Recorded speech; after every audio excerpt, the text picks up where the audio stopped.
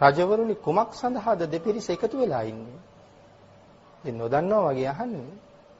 ඉතින් රජෙක් කතා කරලා කියනවා ස්වාමීනි මේ සෙල්ලම් කරන්නවත් විනෝද වෙන්නවත් නාට්‍ය සංදර්ශන පෙන්වන්නවත් ගඟේ ක්‍රීඩා කරන්නවත් එකතු වුණා නෙමෙයි. මරා ගන්න එකතුනේ. අහනවා මොකද කාරණාව? ගඟේ වතුර බෙදා ගන්න. භාග්‍යවතුන් වහන්සේ අහනවා ප්‍රශ්න තුනයි අහන්නේ. යුද්ධය ඉවරයි. මහරජවරුනි ජලය කොච්චර වටිනවද? ස්වාමීනි වටිනකමක් නැහැ ඒ තරම්ම. ඒ කාලේ ඒ තරම් ජලය තියෙනවා.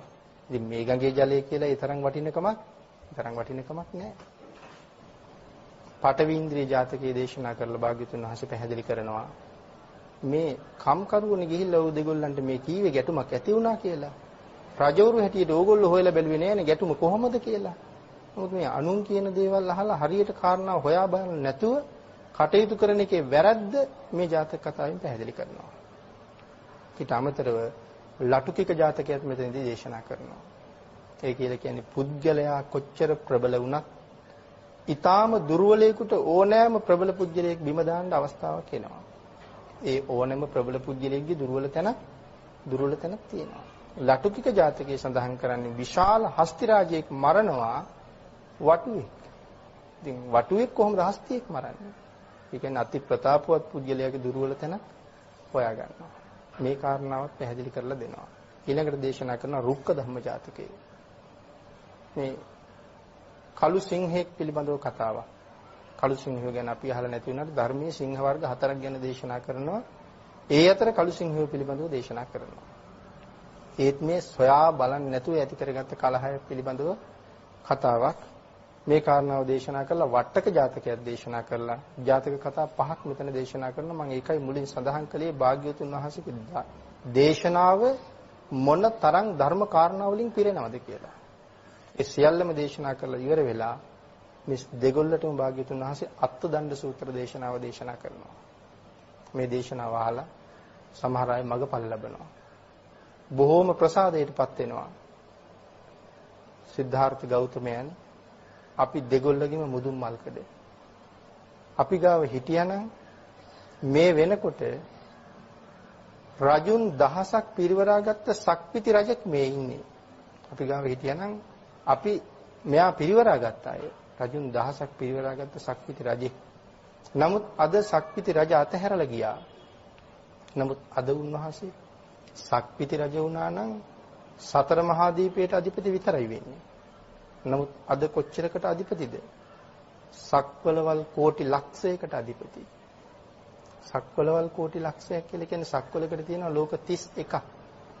රූපී අරූපී බ්‍රහ්ම ලෝක 20යි, දිව්‍ය ලෝක 6යි, අපායවල 4යි, මනුෂ්‍ය ලෝක 1යි. 31යි. එක සක්වලකට පායන්නේ එක ඉරයි එක හඳයි. එහෙනම් අති උත්තමයන් වහන්සේගේ ආඥා ශේෂ්ත්‍රය ඇතුලේ ඉරවල් කෝටි ලක්ෂයක් පායනවා, හඳවල් කෝටි ලක්ෂයක් පායනවා. මේ තමයි රාජ්‍ය, සම්මා සම්බුද්ධ රාජ්‍ය. මේ තරම් අති උත්තමයන් වහන්සේ දැන් සම්මා සම්බුද්ධ රාජා. එහෙනම් අදත් අති උත්තමයන් වහන්සේ පෙරටු කරගෙන රජවරු සිටිය යුතුයමයි කියලා තීරණය කරනවා. තීරණය කරලා ශාක්‍ය වංශිකයෝ රජවරු 250කුත්, කෝලිය වංශිකයෝ රජවරු 250කුත් බුදුරජාණන් වහන්සේ වෙනුවෙන් වෙන් කරනවා. මේගොල්ලෝ රාජ්‍යකම් කරන විවාහ වෙලා ඉන්න රජවරු. නමුත් රාජ සම්මතයෙන් එන නිසා මේ කාටවත් කියන්න බෑ අපට බෑ වෙන කෙනෙක් යවමු කියලා. මේ 250ම පැවිදි කරනවා. මේගොල්ලෝ බුදුන් පිරිවරන්න නෙන්නේ. පැවිදි වෙනවා 250ම. පැවිදි වුණාට මේගොල්ලෝ ගාව පැවිද්දට කැමැත්තක් නැහැ. ඉතින් කොච්චරවත් රාජ්‍ය පිළිබඳව කල්පනා කරනවා, බිරිඳ පිළිබඳව කල්පනා කරනවා, බිරිඳෑවරු තව ඒ මදිවට පණිවිඩත් වෙනවා. මහානකමේ නම් ඉන්න එපා. අපිට ඕගොල්ලෝ නැතුව මේ ගෙවල් වල ඉන්න හරි කරදරයි. කොහොම හරි ගෙදර එන්න කියලා මේගොල්ලෝ පණිවිඩ වෙනවා. එහෙම පණිවිඩ එවන්න තවත් ශාසනික ඇල්ම තව අඩු වෙනවා. නමුත් භාග්‍යතුන් වහන්සේ බලාගෙන ඉන්නේ මේගොල්ලන්ගේ සිතුවිලි ක්‍රියාත්මක වෙන හැටි. එක දවසක් භාග්‍යතුන් වහන්සේ මෙතෙන්ට ඇවිල්ලා මේ භික්ෂුන් එක්ක සාකච්ඡා කරනවා, මුකුත් දන්නේ නැහැ වගේ. සාකච්ඡා කරලා මේ ඇයිට හිමාලය පිළිබඳව කරුණු පැහැදිලි කරලා කුණාල පොකුණ පිළිබඳව දේශනාවක් කරනවා. අති ආශ්චර්යමත් දේශනාවක්.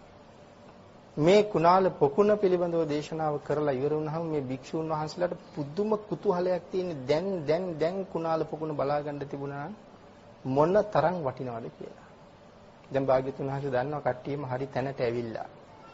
ඒ වෙලාවේ අහනවා මහණෙනි කැමතිද කුණාල පොකුණ බලන්න යන්න? ඒ වෙලාවේ මේගොල්ලෝ සඳහන් කරනවා ස්වාමීනි යන්න නම් පුදුම අවශ්‍යතාවයක් තියෙනවා. ඒ වුණාට ඉතින් අපි යන්නේ කොහොමද? අපිට 이르දියක් නැහැනේ. භාග්‍යතුන් වහන්සේ ඒ වෙලාවේ මතක් කරනවා මහාන යන්න අවශ්‍ය නම් මම එක්ක යන්න. මගේ 이르දියෙන් සියලු දෙනාම එක්ක යන්නම් කියලා භාග්‍යතුන් වහන්සේ සඳහන් කරනවා. ඉතින් හැමෝම එක සිතින්ම කැමති වෙනවා එහෙනම් ස්වාමීනි වඩිමු කියලා. භාග්‍යතුන් වහන්සේගේ 이르දියෙන් මේ 500ම අහසින් එක්ක යනවා. හිමාල පර්වතයේ මුදුනට පර්වතයේ පල්ලෙහා තියෙන භාග්‍යතුන් වහන්සේ භික්ෂුන් වහන්සේලා 500ක් එක්ක අහසේ වැඩ ඉන්නවා. මහා හංස රාජේ පියුම් විලක් හොයාගෙන යන්නාසේ බිම් බලා සිටින්නන්ට අතිශය ආශ්චර්යමත් දර්ශනයක් මේක. අහසේ රැඳිලා මේ භික්ෂුන් වහන්සේලාත් එක්ක ඉන්න වෙලාවේ භික්ෂුන් වහන්සේලාට පේනවා මේ හිමාලය කොයි තරම් ආශ්චර්යජනකද. අපිට නම් තියෙන්නේ රත්තරන් ටිකක් මාලයක් වලල්ලක් මුද්දා සදාහන් කරනවා හිමාලයේ මුදුනේ රන් පර්වත තියෙන්නේ. හිමාලයේ මුදුනේ රත්තරන් පර්වත, රිදී පර්වත, මණික් පර්වත, මේ වගේ රන් රිදී මුතු මණික් පර්වත තමයි තියෙන්නේ. මේ පර්වතයන් ඇති අති අලංකාර වූ ගල්තලා ඇති ඊතා විශේෂ වූ පොකුණු සහිත මේ පොකුණු පිරිවරාගත්ත කුණාල පොකුණු සහිත තාම සුන්දර දර්ශනයක් තමයි දකින්න ලැබෙන්නේ. ඉතින් මේ දර්ශනෙත් දැකලා මේගොල්ලන්ට බොහොම ප්‍රියයි. භාග්‍යතුන් වහන්සේ යොදුන් 60ක් විතර පළල ගල් තලාවක් මත යොදුන් 7ක් උස සල් ගහක් මුල තවත් යොදුන් 3ක් පළල සිරියල් යහනාවක් මත වැඩ හිටියා කියලා සඳහන් කරනවා. ඉතින් යොදුන් 7ක් යොදුනක් කියලා කියන්නේ සතපුම් 16ක් කියලා අපි සඳහන් කරන්නේ. යොදුන් 7ක් මේ සල් ගහ උසයි. එතන භාග්‍යතුන් වහන්සේ වැඩ ඉඳගෙන අර භික්ෂුන් වහන්සේලාට කියනවා මහණෙනි මේ ආශ්චර්ය බලන්න ඔබලා දන්නේ නැති ගහක් කොළක් සතෙක් සිව්පාවෙක් මේ පොකුණක මාළුවෙක් අඳුරන්නේ නැති කෙනෙක් දැක්කොත් මගෙන් අහන්න කියලා භාග්‍යතුන් වහන්සේ උන්වහන්සේලාට ඒවා බලන් දීලා උන්වහන්සේ වේක ගන්නවා. ඉතින් මේගොල්ලෝ ප්‍රශ්න ගොඩක් අහනවා. සියල්ලටම උත්තර දෙදී ඉන්න වෙලාවේ කුරුල්ල දෙන්නෙක් එනවා. මේ කුරුල්ල දෙන්නගේ හොටේ තියෙන කෝටු කෑල්ල. දෙන්නම කෝටුව අල්ලගෙන ඉන්නේ. මේ කෝටුව උඩ වහලා ඉන්න කුරුල්ලෙක්. කියන්නේ කුරුල්ලා මේ කෝටුව උඩ නංගගෙන මේගොල්ලෝ යනවා. මේක දැකලා භික්ෂුන් වහන්සේලා අහනවා මහණෙනි ස්වාමීනි මේ කුරුල්ලා අනික් කුරුල්ලන්ගේ රජුරුව වෙන්නේ නේද කියලා ඇහුවා. මේ කුරුල්ලා වට කරගෙන ඉන්නවා කිරිල්ලියෝ 48 දෙනෙක්. යනකොට යන්නේ කිරිල්ලියෝ 4 දෙනෙක් යටින් යනවා, කිරිල්ලියෝ 4 දෙනෙක් උඩින් යනවා, කිරිල්ලියෝ 4 දෙනා දෙගොල්ලක් පිටුපසින් සහ ඉස්සරහින් යනවා, 4 දෙනා පොඩි පිරිසක් දෙපැත්තෙන් යනවා. එතකොට කිරිල්ලියෝ 48ක් විතර මෙයත් එක්ක යනවා. කැම අරගෙනත් යනවා කොටසක්. ඉතින් මේ රජ්ජුරුව වෙන්දැයි මේගොල්ලෝ පිරිවරාගෙන යන්නේ. ඒ වෙලාවේ බුදුරජාණන් වහන්සේ පැහැදිලි කරනවා මහණෙනි ඔය වංශය මගේ වංශයක්.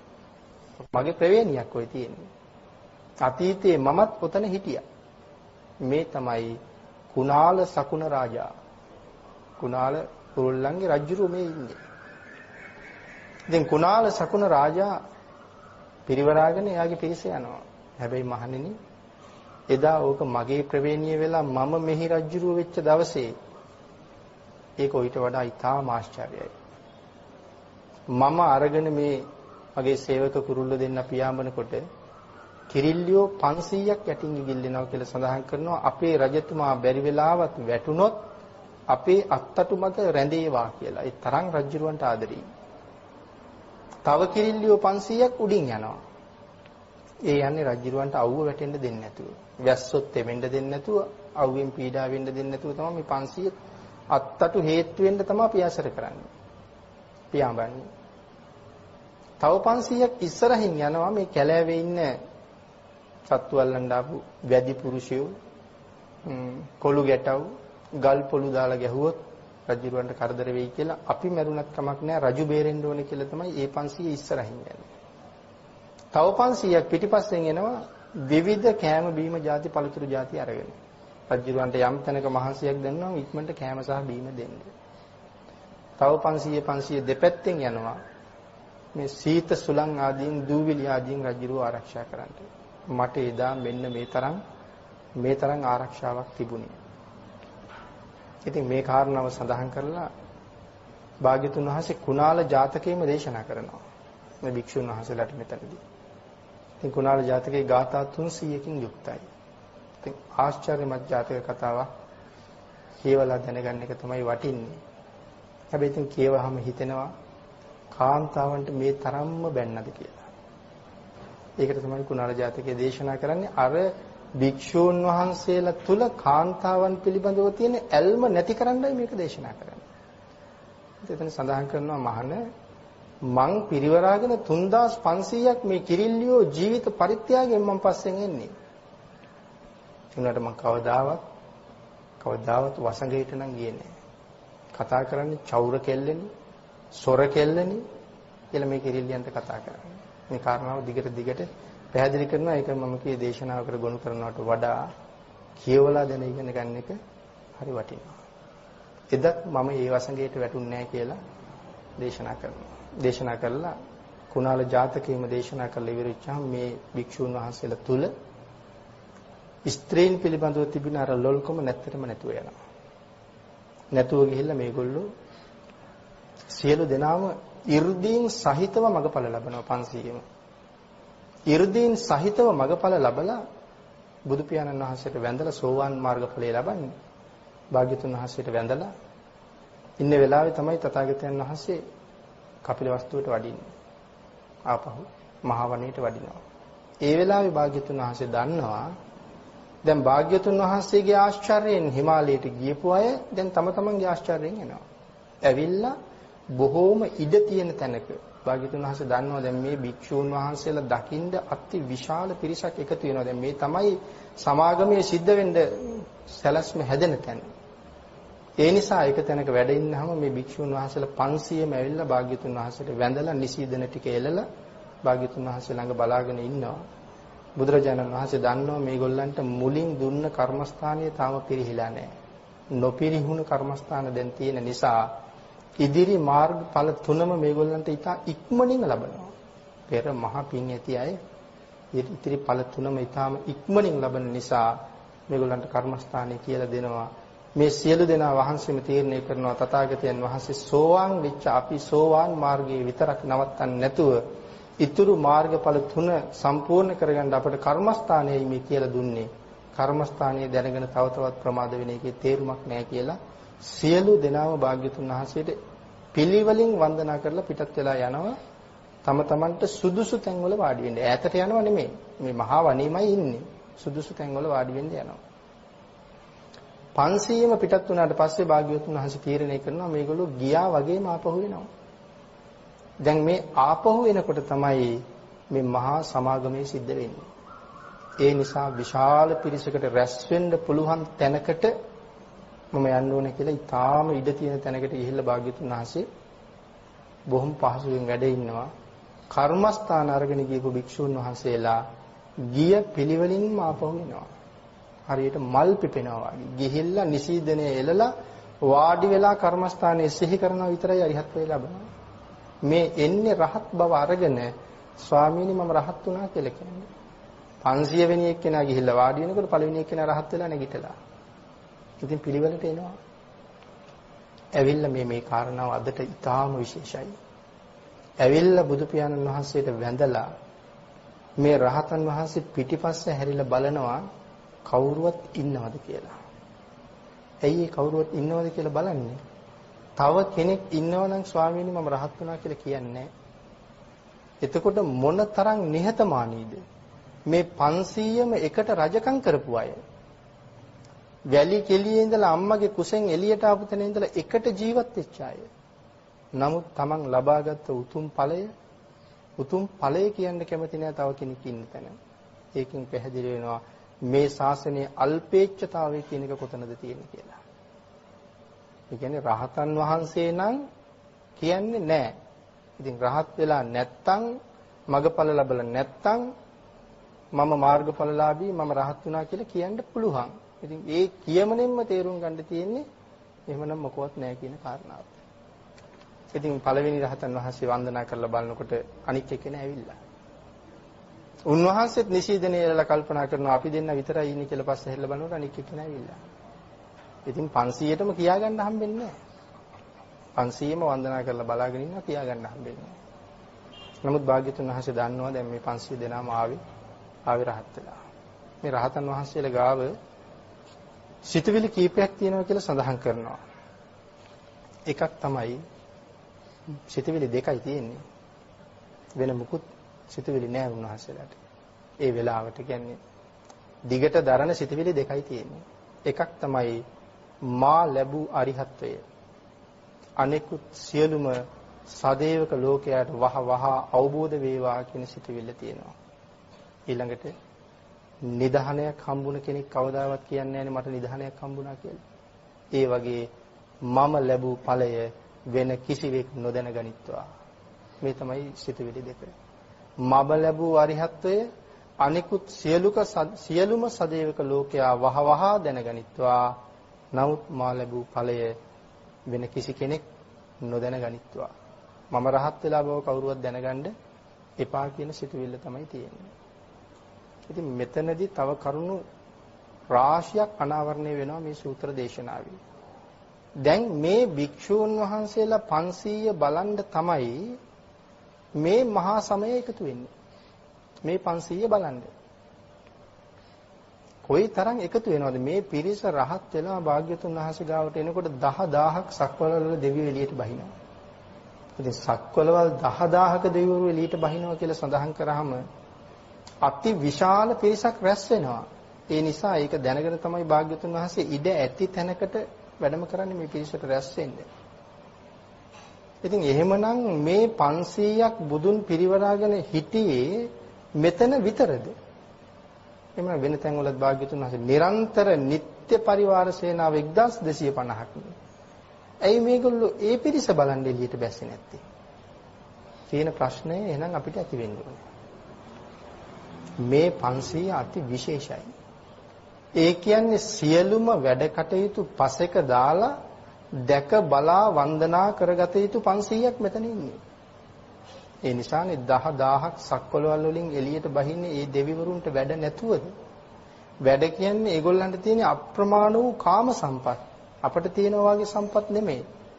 ඒ සියලු සම්පත් අතහැරලා සතපුම් කෝටි ගණන් ඈත ඉඳලා මේ සක්වලවල් වල ඉඳලා මේ මංගල සක්වලේ මහා වනයේට එළඹෙන්නේ මොන තරම් විශේෂ කාරණාවක් හින්දාද?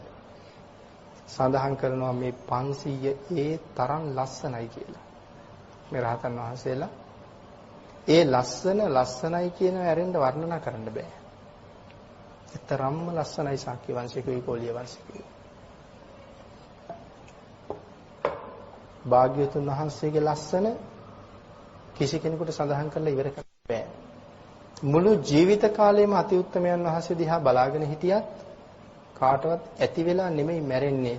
ඒ සිරුර බලලා මදි වෙලාමයි මැරෙන්නේ. ඒකනේ සමහර අය පැවිදි වුණේ රුව බලන්නම. රුව බලන්නම පැවිදිනේ ඒකයි. එහෙමනම් මහා මායා දේවියත් ලස්සන නෑ. සුද්ධෝදන රජුරුවත් ලස්සන නෑ. මහා ප්‍රජාපති ගෞතමී දේවින් වහන්සේත් ලස්සන නෑ. යසෝදරා දේවින් වහන්සේත් ලස්සන නෑ. භාග්‍යතුන් වහන්සේ විතරක් ලස්සන වුණාද? නෑ. එහෙනම් අම්මත් ලස්සන වෙන්න ඕනේ. තාත්තත් ලස්සන වෙන්න ඕනේ. අට කතාවේ පැහැදිලි කරනවා මේගොල්ලන්ගේ ලස්සන වර්ණනා කරන්නේ නැත්තේ වර්ණනා කරන්න වචන නැති හින්දා කියලා. මහා මායා කියලා නම තිබ්බේ ඒකයි. මායාවක්. අට කතාවේ පැහැදිලි කරනවා දකින්න කෙනාට පිස්සු හැදෙනවා කියලා. ඒකයි මහා මායා කියලා නම තියලා තියෙන්නේ. ඒ තරම් ලස්සනයි. ඉතින් මේ ලස්සන ඔයින් ඇරෙන්න වෙන වර්ණනා කරලා නැහැ. ඒ ටිකම වර්ණනා නොකර මහා මායා දේවින් වහන්සේ, යශෝදරා දේවින් වහන්සේ, සුද්ධෝදන රජතු මහරජාණන් වහන්සේ ඇතුළු රාහුල කුමාරයන් වහන්සේ වර්ණනා නොකර ජනපද කල්යාණි වර්ණනා කරනවා. එහෙම වර්ණනා කරන්නේ අරාය වර්ණනා කරන්න බැරි හින්දා. ජනපද කල්යාණි වර්ණනා කරන තැන සඳහන් කරනවා රියන් 12 කුටියක් ඇතුලේ ජනපද කල්යාණියේ රාත්‍රියේ ඉන්නවා නම් කළුවරේ ඒ කුටිය ඇතුලේ තියෙන වෙන භාණ්ඩයක් ගන්න යන අපට අමුතුවෙන් පහනක් දැල්වගෙන යන්න අවශ්‍ය නැහැ. ඇගේ ශරීරයෙන් විහිදෙන කාන්තියෙන් ඒ කුටිය දහවල් වගේම රාත්‍රියත් ආලෝකමත්. පහන් දැල්වලා නැහැ. මේ ශරීරයෙන් විහිදෙන කාන්තිය. එහෙමනම් ඉඩ තියලා තියෙනවා ජනපද කල්යාණියේ මෙසේනම් මහා මායා දේවින් වහන්සේ කෙසේ ඉන්නේ ඇද්ද කියලා. යශෝදරා දේවින් වහන්සේ කොහොම ඉන්නේ ඇද්ද කියලා හිතාගන්න ඉඩ තියලා තියෙනවා. එහෙමනම් මේ රාජ પરම්පරා දෙක ඒ තරම් ලස්සනයි. ඒකයි නිත්‍ය පරිවාර 1250ක් හිටියත් ඒ තරම් බැබළුන්නේ නැහැ. නමුත් මේ 500 දෙනා පිරිවරාගත්ත භාග්‍යතුන් වහන්සේ කියාගන්න බැරි තරමට බැබලෙන නිසා තමයි මේ දෙවිවරු මේ භික්ෂුන් වහන්සේලා බලන්නයි මේකට වෙන්නේ. ඒක සඳහන් කරනවා දෙවියන්ට අඳුරන්න බැරුව යනවා කියලා. භාග්‍යතුන් වහන්සේ පිරිනිවන් පෑවට පස්සේ තුන්වෙනි ධර්ම සංගායනාව සිද්ධ කරන වෙලාවේ සංඝ පීත්‍රුන් වහන්සේ හැටියට වැඩ ඉන්නේ මහා කාශ්‍යප මහ රහතන් වහන්සේ. නමුත් බුද්ධාසනේ බාර කරන්නේ ආනන්ද මහ රහතන් වහන්සේට. එනකොට රහත් වෙලා. ධර්මාසනේ කියලා කියන්නේ බුද්ධාසනේ. ඒකයි මේ ආසනේ ඉඳගන්න ඒ තරම් බය. මේක බුද්ධාසනේ ධර්මාසනේ කියන්නේ. ඉතින් බුද්ධාසනේ වැඩ ඉන්නේ ආනන්ද ස්වාමීන් වහන්සේ. දෙවිවරු කල්පනා කරනවා රජෙක් මැරුණාම තව රජෙක් ලැබෙනවා. එහෙනම් බුදු පියාණන් වහන්සේ පිරිනිවන් පෑවට පස්සේ තව බුදු කෙනෙක් අපිට පහළ වෙලා කියලා. දැන් කවුරු දැකලාද මේ රැවටෙන්නේ? ආනන්ද ස්වාමීන් වහන්සේ දැකලා. ඒ කියන්නේ බුදු පියාණන් වහන්සේ ළඟ නැත්තම් මේ රහතන් වහන්සේලා දැක්කහම හිතාගන්න බෑ මේ කවුද කියලා. භාග්‍යතුන් වහන්සේ ආනන්ද ස්වාමීන් වහන්සේ දෙදෙනා වහන්සේ ළඟ හිටියොත් තමයි අඳුනගන්න පුළුවන් වෙන්නේ අර ඉන්නේ භාග්‍යතුන් වහන්සේ කියලා නැත්තම් අඳුරන්නේ. ඉතින් දෙවිවරු කියලා කියන්නේ අපට වඩා පේන ඇහැක් තියෙන, අපට වඩා ඇහෙන කනක් තියෙන, දිබ්බ චක්කු, දිබ්බ සෝත තියන අය. ඒගොල්ලන්ට මේ ආනන්ද ස්වාමීන් වහන්සේ අඳුරන්න බැරි වුණා නම් අපි කොහේ අඳුරන්නද? මේ කාරණා පැහැදිලි කරලා තියෙන්නෙම මේ දෙවිවරු රැස් වෙන්නේ ඇයි කියන එක අවධාරණය කරන්න. ඉතා දීර්ඝ විස්තරයක් කරනවා මේ ස්වාමීන් වහන්සේගේ ලස්සන පිළිබඳව මෙතන. සඳහන් කරනවා මේක වර්ණ භූමියක්. වර්ණනා කළ යුතු තැනක්. අටකතාවේ සඳහන් කරනවා වර්ණනා නොකර අතහැරලා යන්න එපා. එහෙම වුණොත් සූත්‍රයේ තියෙන ආශ්චර්ය නැතුව යනවා. මේ භික්ෂූන් වහන්සේලාගේ රූපය පිළිබඳව වර්ණනා කරන්න පුළුවන් තරම් වර්ණනා කරන්න කියලා දේශනා කරන්න තියෙනවා. හැබැයි මේ වර්ණනාව කරන්න අපිට බෑ. ඉතින් ඒ තරම් වර්ණනා කරලා ඉවර කරන්න බෑ. ඉතින් රාහුල ස්වාමීන් වහන්සේත් එහෙමයි මහා පුරුෂ ලක්ෂණ තිබුණා.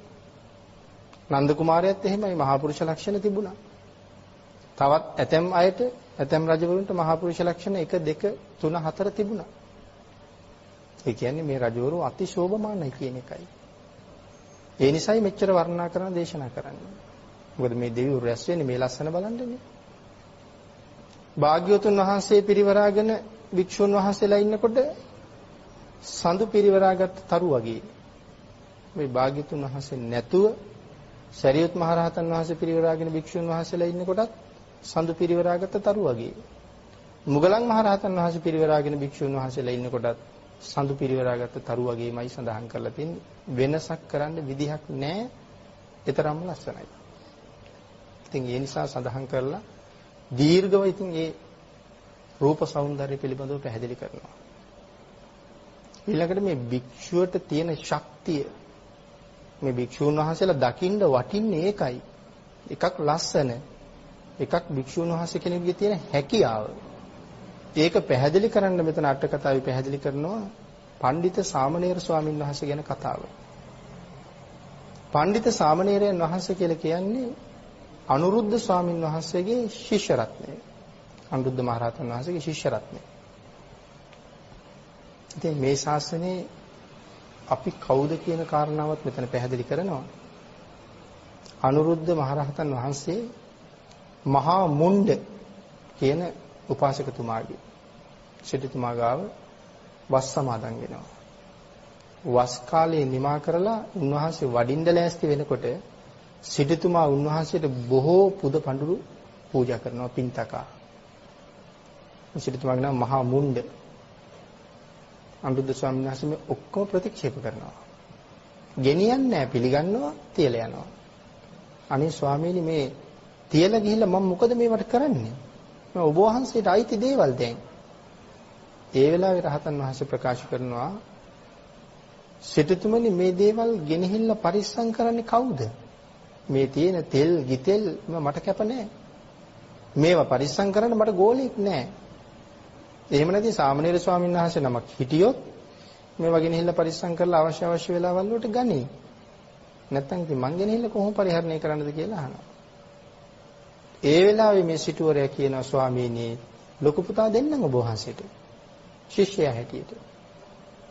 ඒ වෙලාවේ රහතන් වහන්සේ ප්‍රකාශ කරනවා මට ලොකු පුතා එපා. දැන් දෙන්නම් කියලා පොරොන්දු වුණානේ. දැන් කියනවා ලොකු පුතා එපා. ලොකු පුතා එපා නම් පොඩි පුතා දෙන්නම්.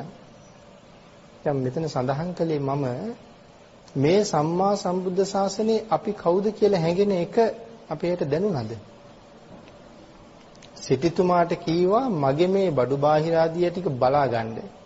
මට ගෝලෙක් නැහැ. අපිට කීවා එහෙමනම් අපි මොකද කරන්නේ? ස්වාමීනි දින කීපයක් කල් දෙන්න මං කවුරු හරි සේවකයෙක් හොයලා දෙන්නම්. නැත්නම් කැපකරුවෙක් කොහෙන් හරි හොයලා ගෙනත් දෙන්නම්. එක්ක දරුවෝ සලකන්නේ නැති කෙනෙක්. එහෙම නැත්නම් අම්මා අප්පා නැතුව අනාථව හැදෙන දරුවෙක් මං හොයලා ගෙනත් දෙන්නම් ඔබ වහන්සේට. අපි කියනවද මේ දොස්තර විභාගේ පාස් කරලා රැකියාව ලැබෙනකන් ඉන්න මගේ පුතා, එහෙම නැත්නම් ඉංජිනේරු විභාගේ පාස් කරලා ආරක්ෂාව අපේක්ෂාවෙන් ඉන්න මගේ පුතා ඔබ වහන්සේට දෙන්නම් කැපකරුකමට කියලා? අපි එහෙම කියන්නේ නැහැ කවදාවත්. නමුත් සිටුතුමා කියලා කියන්නේ පුත්තු දෙන්නයි ඉන්නේ. මහා සුමනයි චූල සුමනයි. ගත් කටට කියන්නේ ස්වාමීනි ලොකු පුතා දෙන්නම්, මට ලොකු පුතා එපා කියනවා ස්වාමීනි. එහෙනම් පොඩි පුතා දෙන්නම්. මේ සිටුවරයාගේ සිටු පුතා දෙන්නේ. අය මේ දැන් සිටුමාලිගාවේ එහෙනම් වැඩකාරයෝ කොච්චර ඉන්නේ නැද්ද? වැඩකාරියන්ගේ දරුවෝ කොච්චර ඉන්නේ නැද්ද?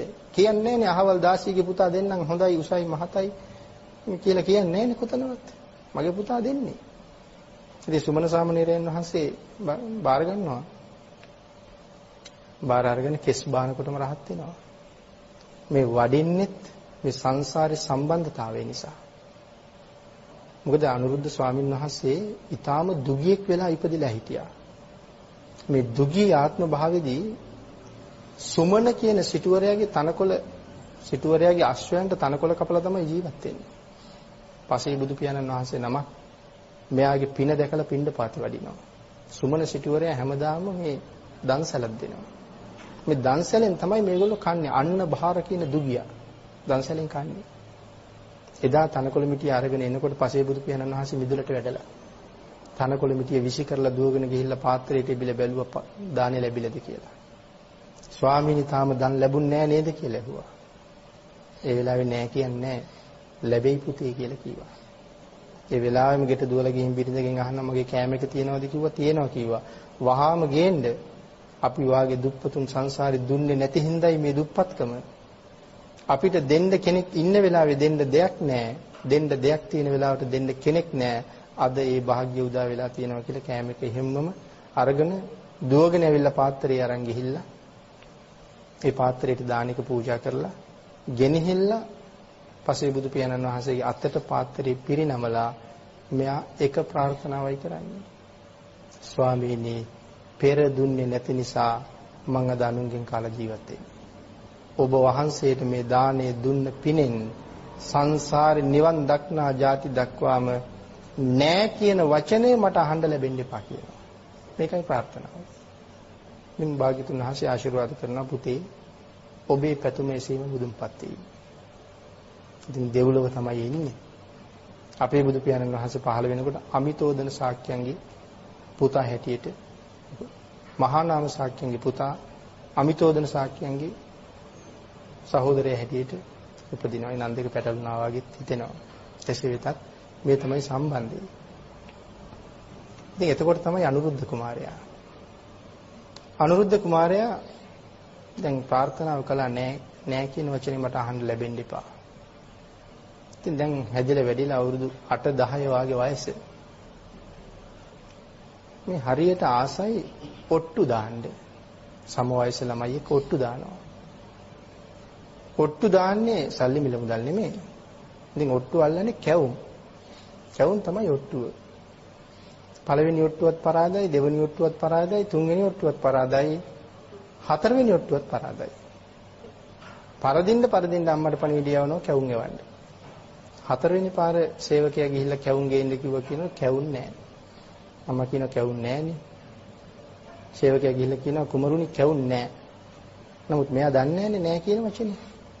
එහෙනම් නැති කැවුම් ගේන්න කියනවා.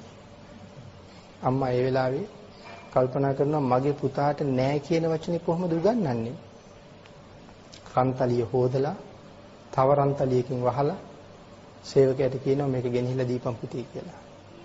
එයා අරගෙන එනකොට දෙවිවරු දීර්ඝායුෂ්කයි. උන්වහන්සේලා කල්පනා කරනවා කුමාරයාට කැවුම් නෑ. නමුත් අන්නබාර දුගියා පසේ බුදු පියාණන් වහන්සේට දානි පූජා කරලා ප්‍රාර්ථනාවක් කළා නෑ කියන වචනේ අහන්න ලැබෙන්න එපා කියලා. භාග්‍යතුන් වහන්සේ ආශිර්වාද කළා පුතේ ඔබේ පැතුම ඉෂ්ට වෙයි කියලා. ඒක බොරු වෙනවනේ අද හිස්තලිය ගෙනහිල්ලා දුන්නොත්. දෙවිවරු 이르දිමය වශයෙන් රන්තලිය කැවුම් වලින් පිරෙව්වා.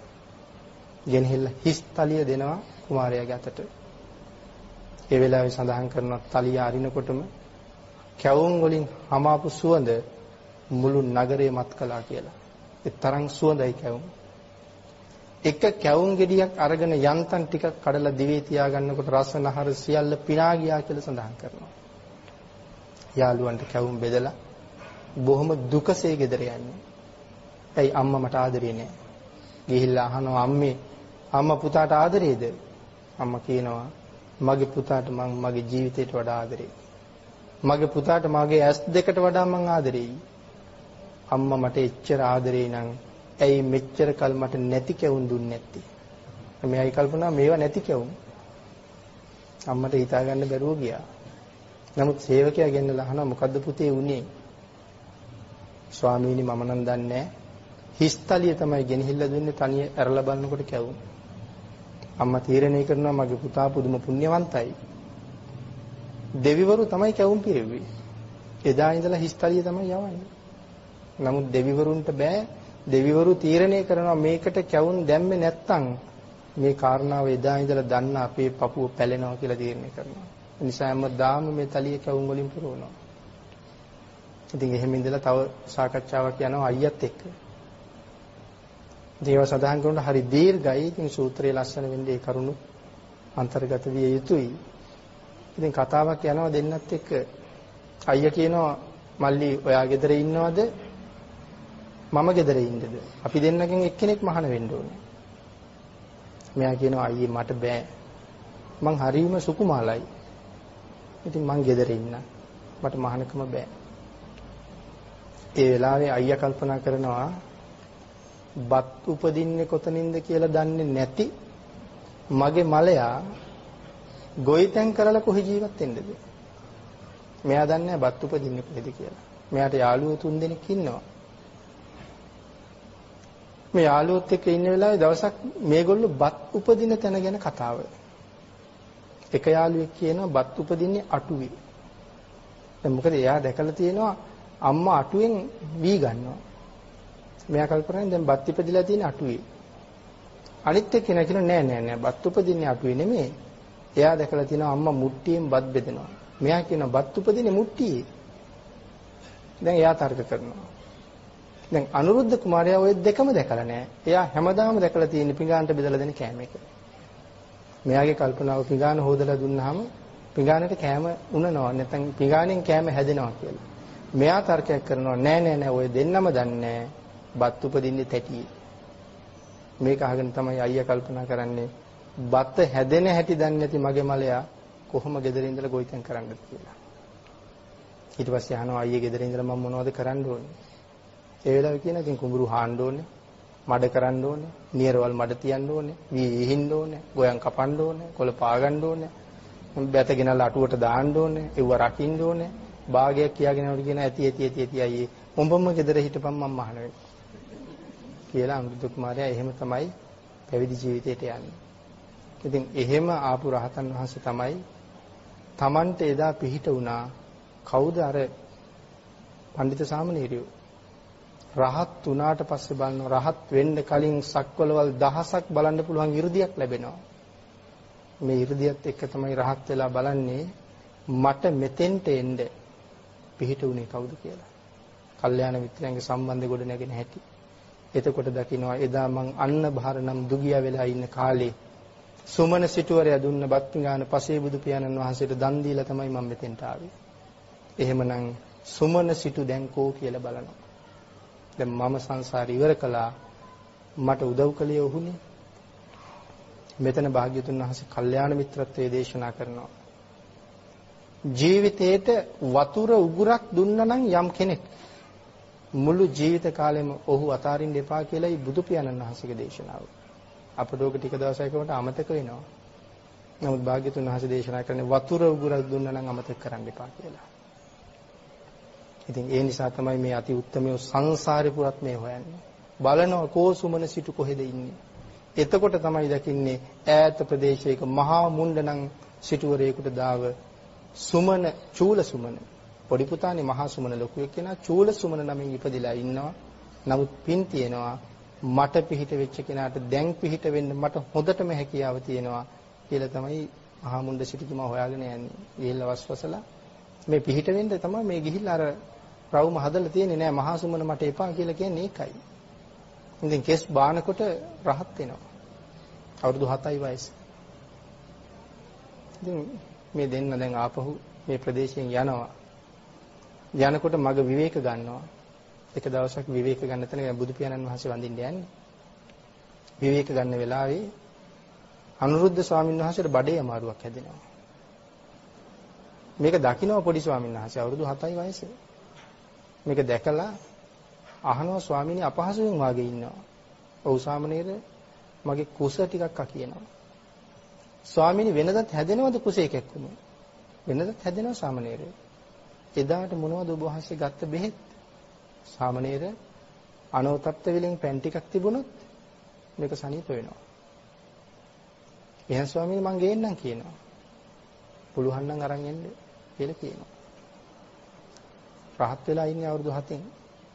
ඒ වෙලාවෙම පැන්කෙන්ඩි අරගෙන අහසට පැන නැගලා අනෝතප්ත විලට යනවා. හිමාලය මුදුනේ තියෙන අනෝතප්ත විල අපිට පේන්නේ නැහැ. 이르දිමතුන්ට විතරයි පේන්නේ. අනෝතප්ත විලගාවට අහසින් එනකොට මේ අනෝතප්ත විලගාව ඉන්නවා නාගලෝකෙන් එන නාගරාජවරු. ඒගොල්ලෝ ක්‍රීඩා කරන්නේ මේ විලගාව. ඉතින් මහ ප්‍රතාපවත් මාන්නක්කාර නාගයෙක්. මේ නාගයා අනුරුද්ධ ස්වාමීන් වහන්සේගෙන් අඳුරනවා. නාගයාගේ නමක් කියනවා. අහවල් නාගයා එතන ඉන්නවා. එයාට ගිහින් කියන්න කියලා. නමුත් නාගයයි අනුරුද්ධ ස්වාමීන් වහන්සේ දෙන්න අඳුරනවා. උනාට ඊයේ පෙරේද පැවිදිච්ච සුමන සාමණේරියෝ නාගයා අඳුරන්නේ නැහැ. අහසින් එනකොට නාගයා කල්පනා කරනවා මහණෙක් යනවා උඩින්.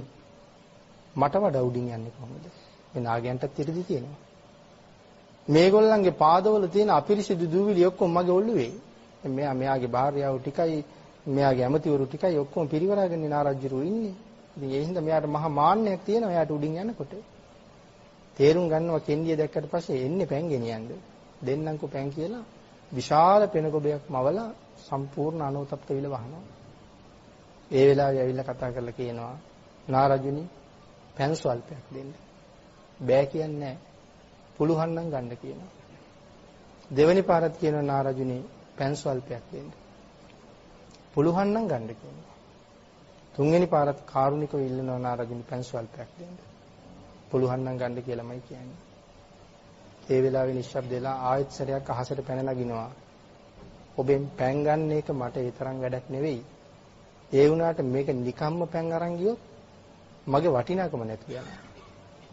සඳහන් කරනවා ඇහි පිය ගහන වේගෙන් සියලුම දිව්‍ය ලෝක වලට සහ බ්‍රහ්ම ලෝක වලට යනවා. ගිහින් සියලුම දිව්‍ය බ්‍රහ්ම රාජවරුන්ට කියනවා වහාම එන්න අනෝතප්ත විලගාවට. ඒගොල්ලෝ මොනතරම් ඉහළ 이르දිමත් තියන අය වුණත් සුමන සාමණේරයන් වහන්සේ එන්න කියලා කතා කරුවොත් නෑවිත් ඉන්න බෑ කාටවත්. මේ සියලුම දිව්‍ය ලෝකවල දෙවිවරු සහ සියලුම දෙනා එළියට බහලා එනවා.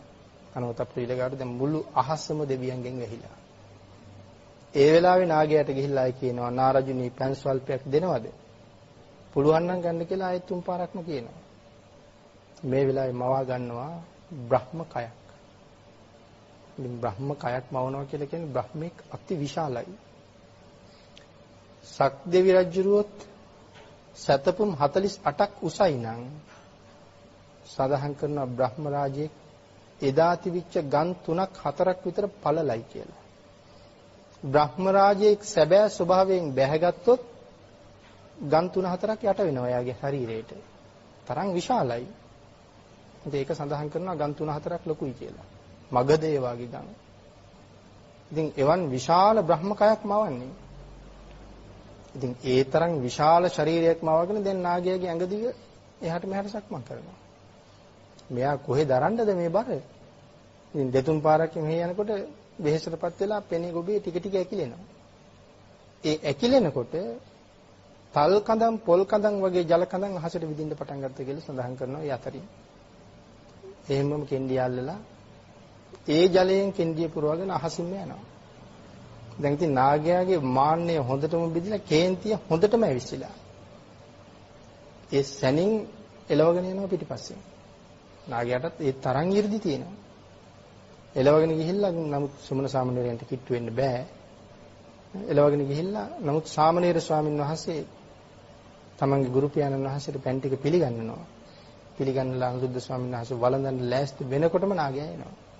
ඇවිල්ලා කියනවා වළඳන්න එපා ස්වාමීනි කැප නැහැ කියලා. ඉතින් සාමණේර ස්වාමීන් වහන්සේ නමකට පෑන් ටිකක් ගන්න කොහොමත් කැප කරන්න අවශ්‍ය නැහැ. උපසම්පදා ස්වාමීන් වහන්සේටත් පෑන් ගන්න කැප කරන්න අවශ්‍ය නැහැ. කැප නැහැ කියනවා. ඉතින් රහතන් වහන්සේ කියනවා ස්වාමීනි කැපයි. ඉතින් අනුරුද්ධ ස්වාමීන් වහන්සේ දන්නවා රහතන් වහන්සේ නම බොරු කියන්නේ නැහනේ. ඒ නිසා වළඳනවා. කැපයි කිව්වත් නැතත් වළඳන්න පුළුවන්. ඉතින් පෑන් ස්වල්පයේ ආමාශගත වෙනවත් කුසේ වේදනාව සංසිඳනවත් දෙකම එකපාර සිද්ධ වෙනවා. අනුතප්ත විල ඒ තරම් ඖෂධයක්. ඉතින් කුස සනීප වෙනවා. දැන් නාගයාට කේන්ති දැන් රහතන් වහන්සේට කියපු දේ ඇහුවෙත් නැහනේ. ඒ වෙලාවේ නාගයා කියනවා ස්වාමීනි අදින් පස්සේ නම් මේ සාමණේරයා එවන්න එපා විල පැත්තේ. හොඳටම කේන්ති ගිහිල්ලා මරනවා මං කියලා කියනවා. ඒ වෙලාවේ රහතන් වහන්සේ නාගයාට කියනවා නාගරාජයේ ඔබ වගේ ශක්තිවන්තයෝ ලක්ෂයක් ආවත් මේ සාමණේරයාගේ රෝම කූපයක්වත් හොල්ලන්න බැරි බව තේරුම් ගත්තේ නැද්ද කියලා අහුවා. ඒ වෙලාවේ කියනවා ස්වාමීනි මං ඒක දන්නවා කියලා. දන්නවා කියලා සාමණේර ස්වාමීන් වහන්සේ ළඟට ගිහිල්ලා කියනවා ස්වාමීනි ආයෙත් ඔබ වහන්සේට පැන් ඕනේ වුණොත් එන්න එපා. මම මතක් කරන්න මං අද පටන් ඔබ වහන්සේගේ ගෝලයා. එහෙමනම් මේ 7 හැවිරිදි වයසේ සාමණේර ස්වාමීන් වහන්සේ නමකගේ තියෙන ශක්තිය. ඉතින් 7 හැවිරිදි වයසේ මේ ශාසනයේ සාමණේර ස්වාමීන් වහන්සේට මේ තරම් බලයක් තියෙනවා නම් අතන රජ පැවිදි වෙච්ච රජවරුන්ට රහත් වෙච්ච ඒ රජවරු විශේෂයෙන් රහත් වෙච්ච අය. ඒගොල්ලන්ට මොනතරම් ශක්තියක් ඇද්ද? මහා රහතන් වහන්සේලා ගාව 80 මහා ශ්‍රාවකයන් වහන්සේලා ගාව සතර මහා තෙරවරුන් ගාව අග්‍ර ශ්‍රාවකයන් වහන්සේලා ගාව මොනතරම් ශක්තියක් මොනතරම් 이르දීන් තියෙන්නේ නැද්ද කියලා අට කතාව දිගටම සඳහන් කරනවා. මේ සම්මා සම්බුද්ධ ශාසනය කියලා කියන්නේ එහෙම එකක්. ඉතින් මේ භික්ෂුන් වහන්සේලා රහත් වෙලා දැන් භාග්‍යතුන් වහන්සේ පිරිවරාගෙන ඉන්නවා. දෙවිවරු විමාන වලින් එළියට බහිනවා වේගෙන් මේක බලන්න. ඉතින් භාග්‍යතුන් වහන්සේගේ ධර්ම දේශනාව අහන්නත් එක්ක තමයි එළියට බහින්නේ. ඉතින් සඳහන් කරනවා මේ ධර්ම දේශනාව අහන්නම ඕනේ. හේතුව භාග්‍යතුන් වහන්සේගේ ස්වරය අෂ්ටාංග සමන්වාගත බ්‍රහ්මස්වරය. මේ බ්‍රහ්මස්වරය කියන එක මේ සූත්‍රයේ ඉස්සරහට පැහැදිලි වෙන නිසා මේ වෙලාවේ අපි සාකච්ඡා කරන්නේ නැතු වෙමු. අට්ටංග සමන්වාගත බ්‍රහ්මස්වරය. ඒ ස්වරය මොනතරම් මිහිරියක්ද? නමුත් අද උපමාවක් නැති හින්දා උපමාවක් නැති නිසා අපි සඳහන් කරලා තියෙන්නේ පොත්පත්වල මේ කරවීක පක්ෂියාගේ හඬ වගේ කරවීක නාදයට වඩා මිහිරි කියලායි සඳහන් කරන්නේ. ඉතින් එතකොට කරවීක පක්ෂියෝ කොහෙද ඉන්නේ? අපේ ශාසනයේ ඉන්නවා මේ තිරිසන් සතෙකුගේ හඬ අහලා මගපල ලබපු කාන්තාව. ධර්මාශෝක රජුගේ බිසව අසන්දි මිත්‍රා. අහලා තියෙනවා බුදු පියාණන් වහන්සේගේ හඬ මේ තරම් ලස්සනයි කියලා. නමුත් උපමාව කරවීක පක්ෂියානේ. රජුරවන්ට කියනවා රජතුමනි මට කරවීක පක්ෂියෙකුගේ හඬ අහන්න ඕනේ. මෙයා හිමාලය විතරයි ඉන්නේ. පුංචි කුරුල්ලෙක්. අල්ලන්න බෑ. නමුත් මට මෙයාගේ හඬ අහන්න ඕනේ. ඉතින් රජුරෝ කොහොමද බිසවගේ ඉල්ලීම අතහරින්නේ නැහැ. මෙතන වෙනම කතා කරන්න ඕනේ ධර්මාශෝක රජුරෝ කියන්නේ කවුද කියලා. නමුත් අපි ඒක සාකච්ඡා කරන්නේ නැතුව ඉමු. ඒ තරම් පුදුම බලයක් 이르දියක් තියෙනවා. 이르දි කියලා කියන්නේ ශක්තිමත් ආඥාවක් තියෙනවා. ධර්මාශෝක රජුරන්ට. තමා ඉදිරියෙන් ඇවිද යන තිරිසන් සතෙකුට ඔතන නවතින්න කීවොත් රජුරෝ ආයේ යන්න කියන එක යන්න බෑ. තරම් ආඥාවක්.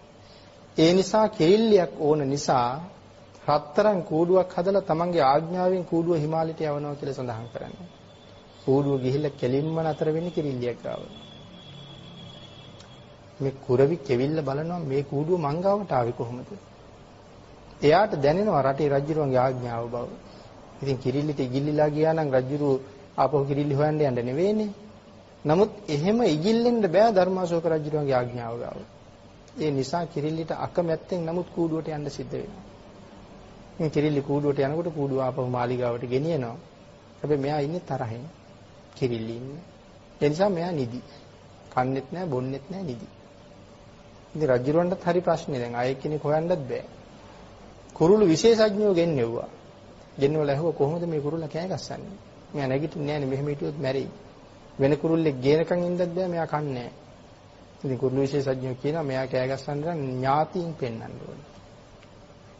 ඉතින් මේ මොකවත් නැති හින්දා තමයි ඥාතීන් දැක්කොත් කෑ ගහන්නේ. නැත්තම් මේ කුරුල්ලා කෑ ගහන්නේ නැහැ. ඊටාම කලාතුරකින් විශේෂ අවස්ථාවක කෑ ගහන්නේ. ඒ විශේෂ අවස්ථාව ඉතින් අට කතාවේ හැටියට හිතන්න වෙනවා මීයඹ කාලෙට විතරද කෑ ගහන්නේ කියලා. මොකද හිමාලයේනේ මීයඹ ඉදෙන්නේ. මීයඹ ඉදෙන කාලෙට මේ කුරුල්ල ගිහිල්ලා අඹගෙඩියේ වහලා අඹගෙඩියේ පල්ලෙහාට කොටනවා. ඉදිච්ච අඹගෙඩියට. පැණි පිරීලා තියෙන්නේ. සිදුරු වෙච්ච ගමන් පැණි වැක්කිරලා යටින් අපි දන්නවනේ ගෙඩිය දිග නිරාගෙන ගිහිල්ලා පහලින් වැටෙනවා.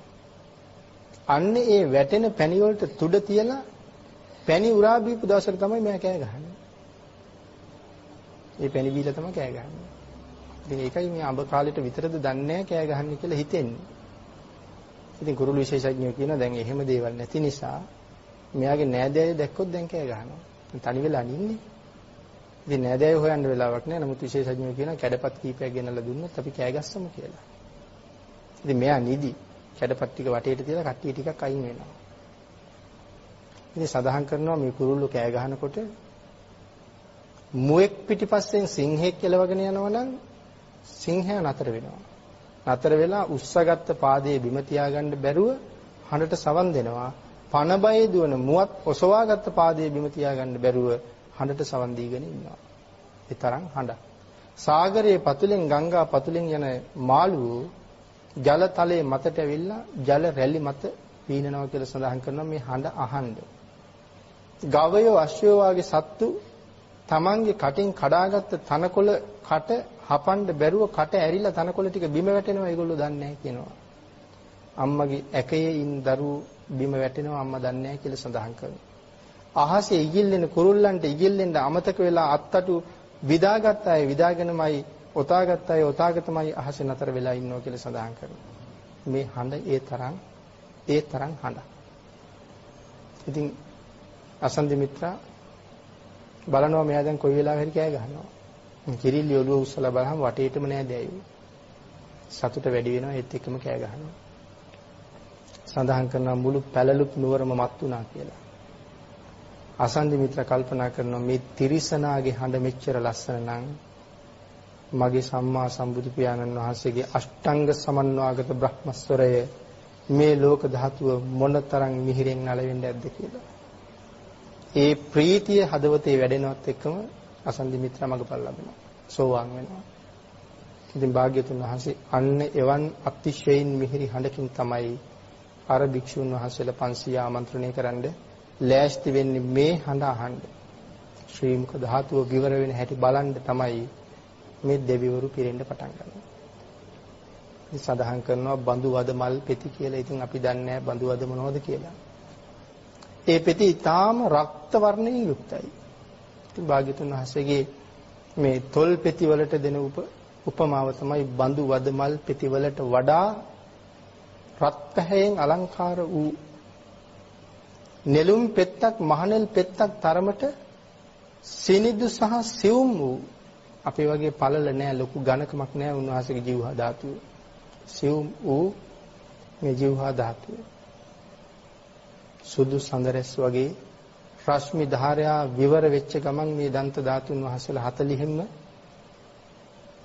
එළියට එන්න පටන් ගන්නවා. එහෙනම් මුළු වනාන්තරයේ මේ සුදු එළියෙන් ආලෝකමත් වෙන්න පටන් ගන්නවා. ඒත් සමගම මුඛ පියුමෙන් හඹන්නා වූ නිල් මහ නිල් මල් සුවඳින් මුළු මහ වනයේම පිරෙන්න පටන් ගන්නවා.